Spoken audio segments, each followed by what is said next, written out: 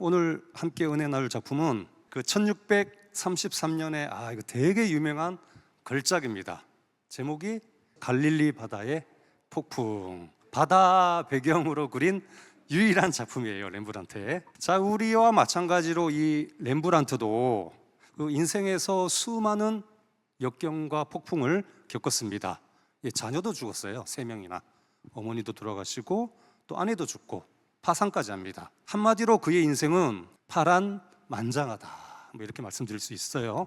그래서 이 작품은 어디 가면 볼 수 있을까요? 못 봐요. 1990년도에 누가 훔쳐갔어. 누가 훔쳐가가지고 아마 암시장에서 엄청 부자가 사서 집에서 혼자 보고 있을 것 같아. 현재 보스턴 박물관에 이제 빈 액자로 딱 전시되어 있습니다. 이제 그림을 살펴볼 텐데요. 그림 2번 한번 보여주세요. 숫자가 몇 명까지 있죠? 그림 속 장면은 성서에 나오는 내용을 묘사하고 있는데 예수님 1명 있죠? 제자들 몇 명이에요? 12명 있죠? 근데 1명 더 그려져 있어요. 이게 렘브란트야. 자기를 그려놓은 것 같아요. 그래서 여러분 번호 있죠? 1, 2, 3, 4, 14번까지 총 14명으로 되어 있습니다. 헷갈리지 마세요. 또 나중에 예수님 제자가 13명, 14명 이러면 안 됩니다. 자, 그림 3번 보겠습니다. 그 한 명이 저게 이제 자신을 그려놓았다고 해요. 보통 추측하기를 렘브란트예요. 그 한 명이 지금 저 그림을 바라보는 여러분에게 질문하는 거예요. 뭐라고?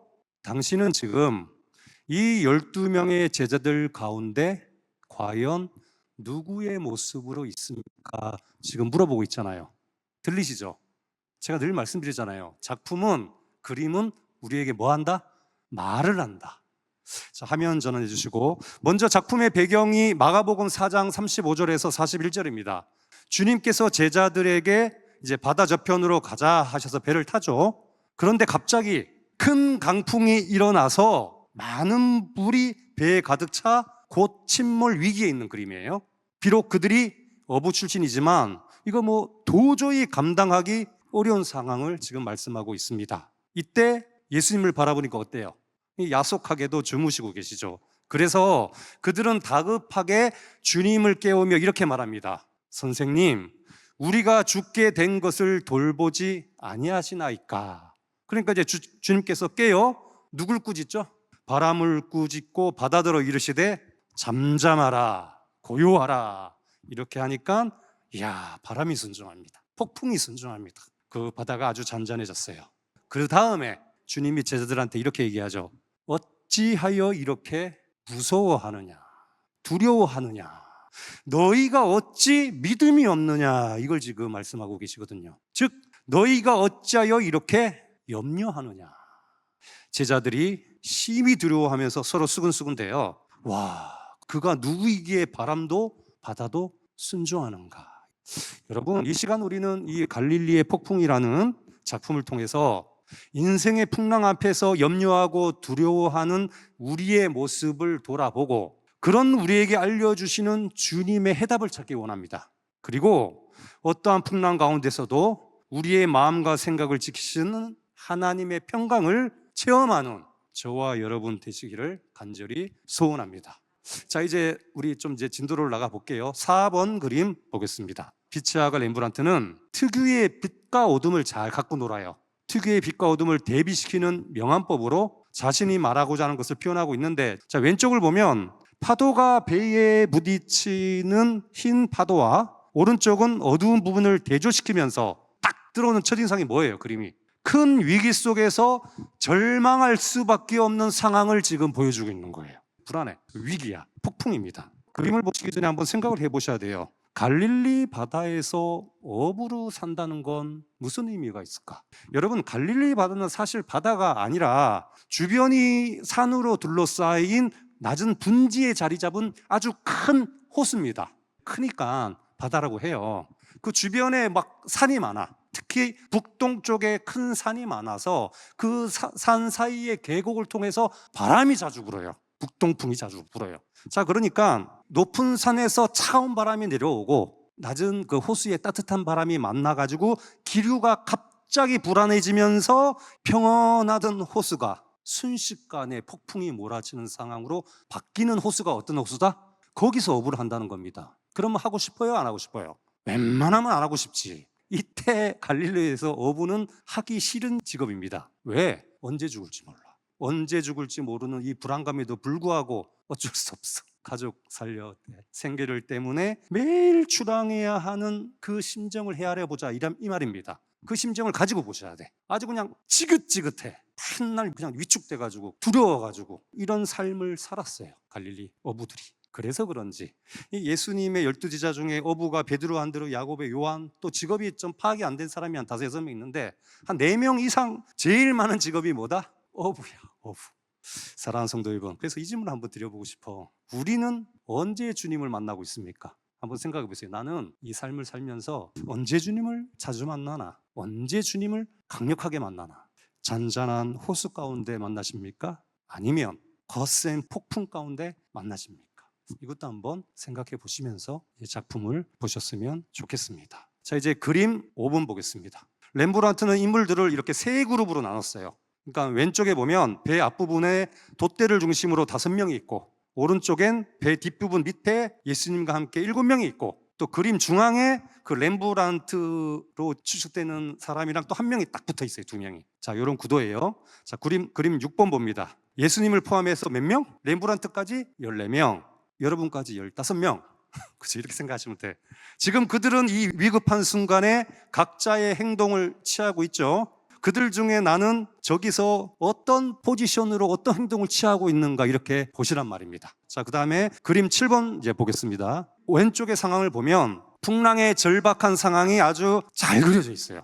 배의 돛은 찢어져 있고 밧줄은 끊어져서 세찬 바람에 휘달리고 있지 않습니까? 배는 이렇게 사선으로 기울어져 가지고 금세 침몰할 것 같아요. 그죠? 침몰할 것 같아요. 그 위에 보면 천둥 번개가 번쩍이므로 어찌해야 할 줄 모르는 제자들 표정 하나하나가 밝게 아주 잘 그려져 있어요. 그래서 지금 5명의 제자들은 저마다 지금 이 위기를 해결해 보려고 해요. 여러분, 아까 어부 말씀드렸죠. 이들은 일상생활이야. 작고 큰 폭풍을 계속 겪었기 때문에 본능적으로 자기의 지식과 명철과 경험 가운데 본능적으로 저렇게 뭔가 하는 거예요. 지금 그런 상황입니다. 뭔가 해결해 보려고. 자, 그런데 지금 보고 계신 제자들의 모습이 아주 절박한데 저들의 눈 한번 보세요. 눈. 저들의 시선이 어디로 향하고 있나? 무슨 말씀을 드리려 하냐면 어느 누구도 예수님을 바라보고 있지 않아.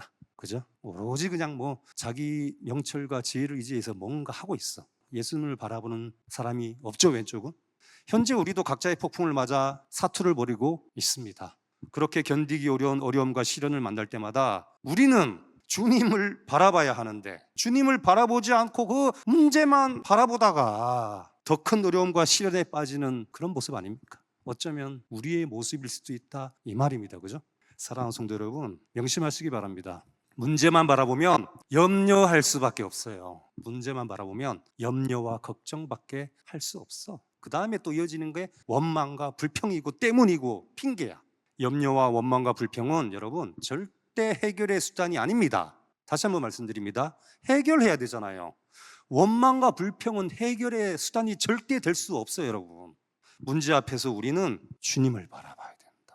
주님을 바라봐야 한다. 무슨 말입니까? 기도해야 한다, 이 말입니다. 이제 8번 보겠습니다.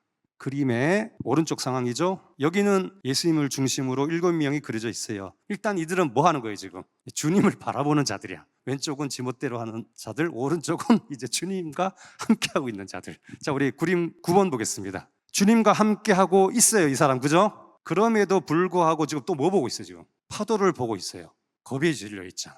주님과 함께하고 있으면서도 파도를 보고 겁에 질려 하고 있어요. 참 이런 모습이 주님이 보실 때 안타까워하시는 것 같아. 도대체 너는 나와 함께 있으면서 왜 그렇게 염려하고 있냐, 뭐 이런 심정 아니겠습니까? 그러니까 지금 이 제자는 뭐예요? 주님보다 파도가 더 커 보이는 거예요. 안 보는 게 아니야, 기도 안 하는 게 아니야, 예배 안 하는 게 아니야, 안 믿는 거 아니야. 근데 문제가 더 커 보이는 거예요. 더 크게 보이는 게 있는 거예요. 이게 문제라는 겁니다. 지금 이 제자는. 명심하시기 바랍니다. 아주 중요한 말씀입니다. 주님보다 파도가 더 커 보이면 아무것도 못합니다, 여러분. 아무것도 못해요. 파도보다 주님이 더 커 보야, 이 단어를 기억하십시오. 이상한 확신이 만들어져요. 어떤 확신? 다시 한번 말씀드립니다. 현실보다 파도보다 주님이 더 커 보여야지 이상한 확신이 만들어져요. 내 마음에서, 우리 교회에서. 그 이상한 확신이 만들어질 때 뭐가 일어난다? 기적이 일어나는데 우발적 기적이 일어나는 겁니다. 여러분, 앞으로 이런 일이 우리 많이 일어납니다. 많이 예비되어 있습니다. 준비하십시오.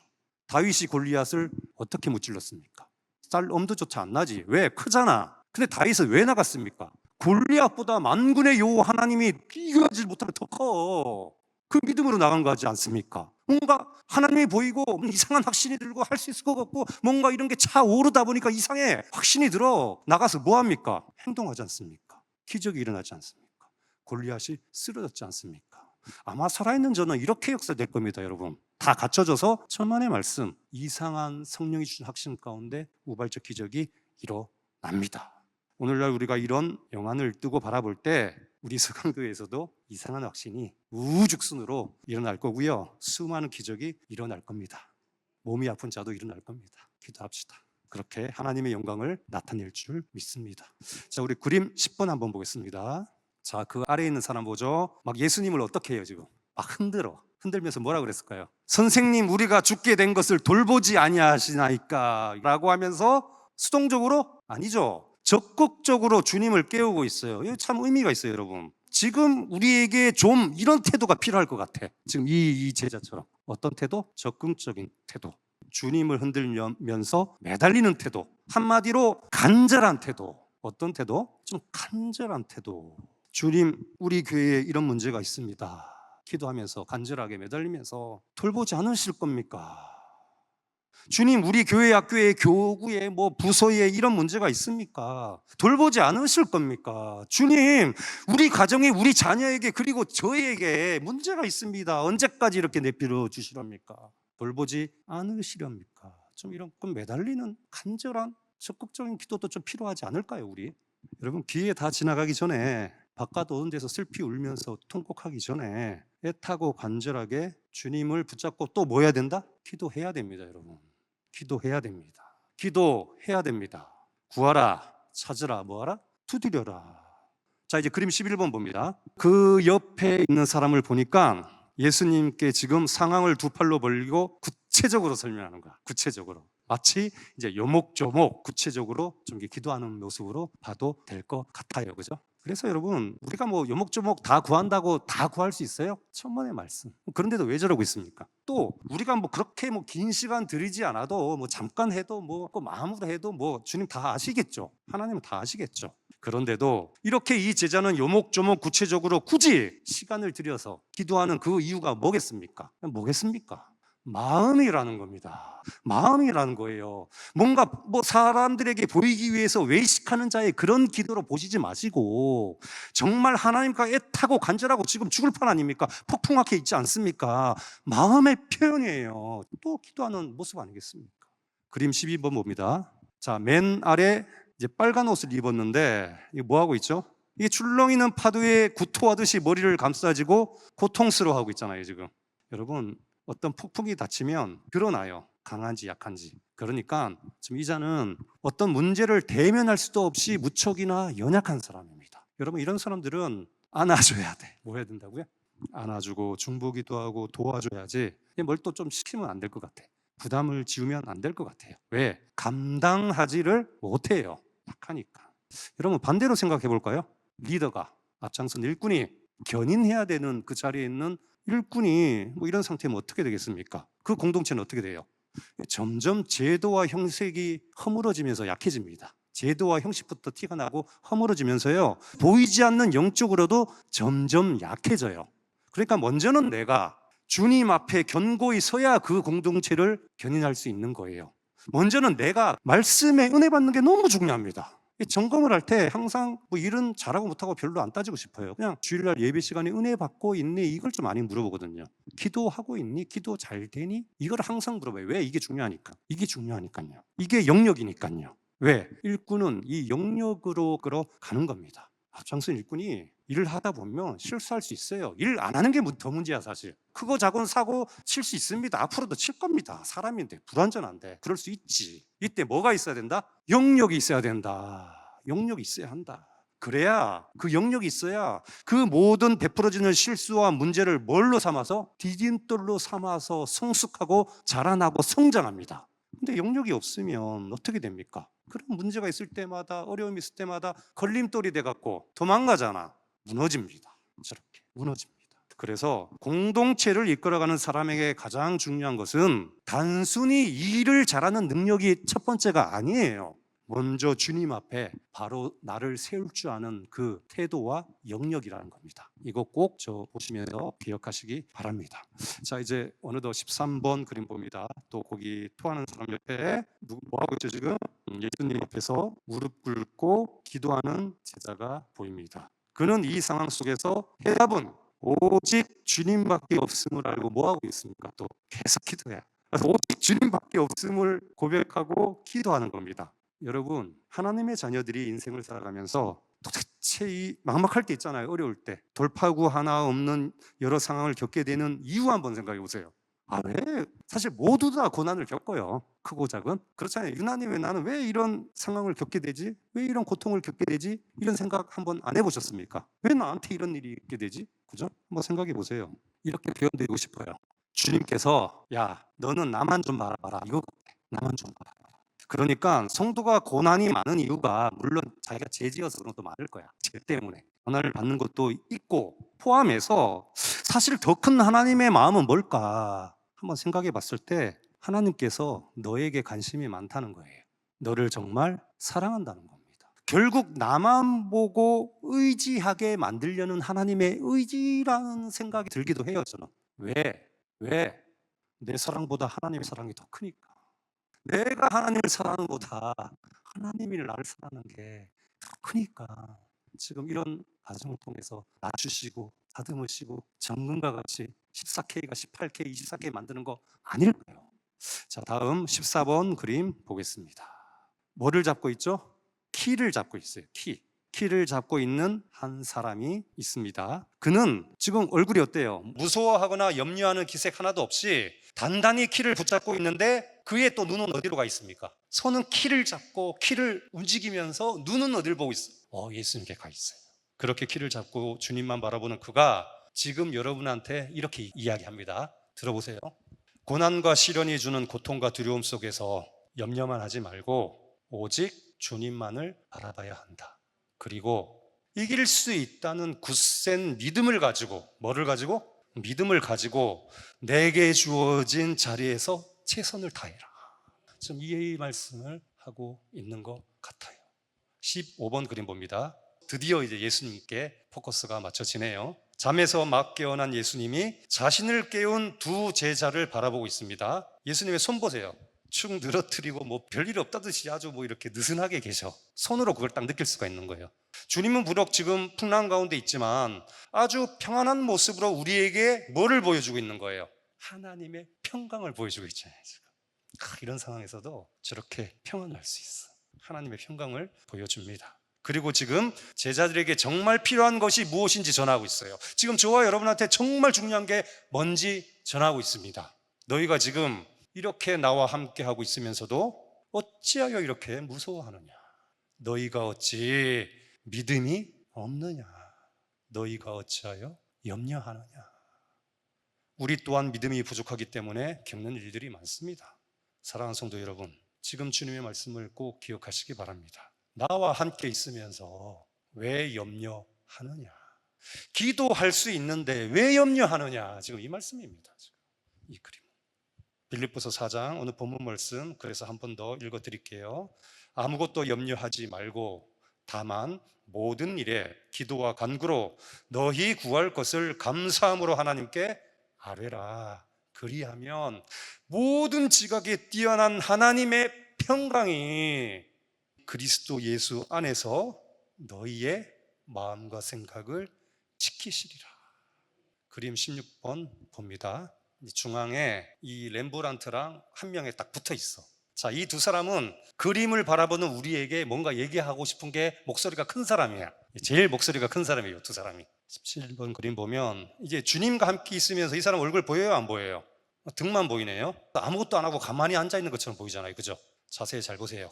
자세히 잘 보시면 물줄기를 잘 보세요. 배 안에서 배 밖으로 희미한 물길이 보입니다, 그죠? 아무것도 안 하는 것 같은데 이 사람 옆에서 지금 물길이 쫙 이렇게 밖으로 뻗어. 이런 게 보여요. 의미가 있겠죠.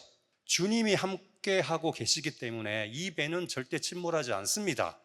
자, 그러면 주님이 함께 하고 계시기 때문에 이 배가 침몰하지 않게 누군가는 일한다는 겁니다. 움직인다는 거예요. 지금 그거 얘기하고 있습니다. 교회에는 이런 사람들이 있습니다. 이 얼굴 안 보이잖아요. 앞에 드러나지는 않지만 보이지 않는 곳에서 이렇게 물을 퍼내는 사람들. 힘든 일이 생겨도 묵묵히 기도하면서 감당하면서 견디면서 또 어떤 문제가 생기면 먼저 나서고 어려운 일이 생기면 나서고 아무도 알아주지 않아도 자기 자리를 지키는 그런 사람들. 지금 그 모습입니다. 우리는 이런 사람들을 뭐라 그럽니까? 교회의 기둥이라고 그럽니다. 교회의 기둥은 꼭 앞장서서 나서는 사람이 기둥이 사실 아니에요. 보이지 않는 곳에서 자기 몫을 감당하면서 공동체가 무너지지 않도록 꽉 붙들어주는 사람. 제일 먼저는 기도하는 사람. 누군가 기도하기 때문에 돌아가요. 이 제자가 지금 우리에게 이렇게 이야기합니다. 이 배가 가라앉지 않는 이유는 주님과 함께하는 누군가가 예배하기 때문이다. 주님과 함께하는 누군가가 기도하기 때문이다. 주님과 함께하는 누군가가 예물을 드리고 봉사하고 헌신하기 때문이 아니겠느냐. 그렇습니다. 주님과 함께 행함이 있는 그 누군가 때문에 아직 우리 모두에게 또 돌아와야 할 발에 무릎 꿇지 않는 7천들에게 기회가 있는 거예요. 기둥 때문에. 생각해 보십시오. 소돔성에 의인 10명 좀 있었으면 심판했겠습니까? 기회를 더 줬겠지. 그만큼 교회에 기둥된 일꾼들이 정말 귀한 거예요. 귀합니다. 그만큼 교회에 기둥된 일꾼들이 이 공동체를 붙들고 그들의 헌신이 교회를 세워가고 그들의 믿음이 다시 누군가를 일으켜 세운다는 거죠. 그리고 성전을 바치고 있는 그 기둥은 하나님이 지켜주십니다. 어떻게 지켜주신지 아십니까? 잘 들어보세요. 이제 조금 어렵습니다, 말이. 기둥이 기도하기 때문에 교회가 서 있어요. 그렇게 서 있는 것 같지만 사실은 기둥이 기도할 수 있도록 하나님께서 지켜주시면서 꽉 붙잡고 있는 거예요. 기둥이기 때문에. 자, 기둥이 봉사하고 예물을 드리고 그렇게 해서 교회가 이렇게 돌아가는 것 같지만 사실은 그 기둥이 지치지 않도록, 곡간이 비지 않도록 하나님께서 채워주시고 힘을 주신다는 겁니다. 이렇게 지켜주신다는 거예요. 누구를? 교회의 기둥을. 그러므로 기둥된 여러분을 하나님이 지키시기 때문에 이 교회는 절대 무너지지 않습니다. 나 때문에 무너지는 게 아닌 거 알겠죠? 이제 하나님이 붙들어주시니까 기둥. 이 배는, 이 갈대배는, 약속의 배는 항해를 결국 마칠 겁니다. 절대 침몰 안 합니다. 자, 이제 마지막 한 사람은 렘브란트 같아요. 그의 오른손은 돛줄을 꽉 붙잡고 있고 왼손으로는 이렇게 자신의 모자가 바람에 날려갈까봐 꼭 붙들고 있습니다. 액션을 보면 의미가 있어요. 그러니까 바다에 빠지지 않게 돛줄을 꽉 붙잡고 있는 모습이 나는 주 안에서 절대 떠날 수 없다는 다짐을 보여주는 거예요. 그리고 모자가 바람에 날아가지 않게 꼭 붙들고 있는 모습은 절대 소망을 놓지 말라는 당부처럼 들립니다. 그리고 지금 이 작품을 보고 있는 여러분에게 다시 한 번 더 이렇게 이야기하고 있는 겁니다. 당신은 지금 이 12명의 제자들 가운데 누구의 모습을 하고 있습니까? 갈릴리 바다의 폭풍이라는 이 작품은 오늘날 우리가 인생의 풍랑에서 안절부절하는 그 이유가 믿음이 약해서라고 말씀하고 있죠. 그런데 그 약한 믿음의 원인이 뭡니까 지금? 주님 계신 거 아는데 주님이 현존하심과 그분이 나와 함께 하심을 실질적으로 느끼지 못하니까. 그래서 뭐 한다? 불안한 거야, 두려운 거야, 염려하는 거예요. 그래서 우리가 이 염려를 떨쳐버리기 위해서 기도해라 이렇게 말씀해주고 있습니다. 사랑하는 성도 여러분, 꼭 명심하시기 바랍니다. 현존하심, 함께하심, 믿음 말씀드렸습니다. 보혜사가 우리와 함께 하십니다. 그리스도가 우리와 함께 하시고 진리의 성령이 우리와 함께 하십니다. 말씀을 맺습니다. 오늘 작품과 허락하신 말씀은 폭풍 앞에 선 우리에게 경고와 위로와 희망의 메시지를 주고 있습니다.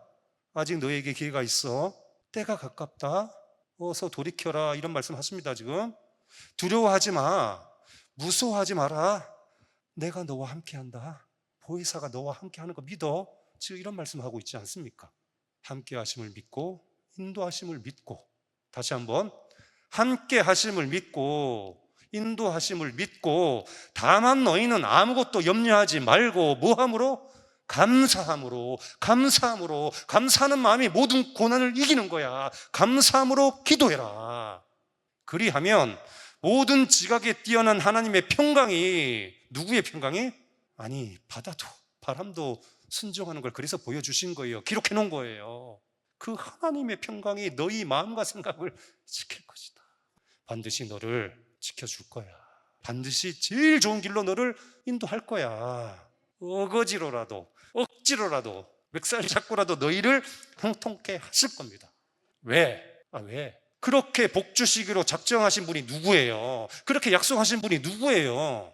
천지를 지으신 만군의 하나님이 그렇게 약속하셨어. 여러분 택하셔서 부르셨어. 하나님 뜻이 있는 겁니다. 바람과 파도도 말씀으로 잠잠케 하시는 우리 주님이 약속하신 거예요. 그런 주님께서 보혜사 진리의 성령을 우리에게 보내셨으면 끝이지. 우리가 뭘 감사 못할 거 있습니까? 뭐 감사 못할 거 있습니까? 이렇게 함께하고 주님 바라보고 내 손에 뭐가 들려있든지 하면서 준비하면 되지. 기다리면 되지. 어차피 배는 어디로 간다? 천국으로 갈 텐데. 마지막으로 한 번 더 작품 보고 마치겠습니다. 자, 작품이 저와 여러분에게 마지막으로 이렇게 얘기합니다. 당신은 앞으로 과연 어떤 모습으로 살아가시겠습니까?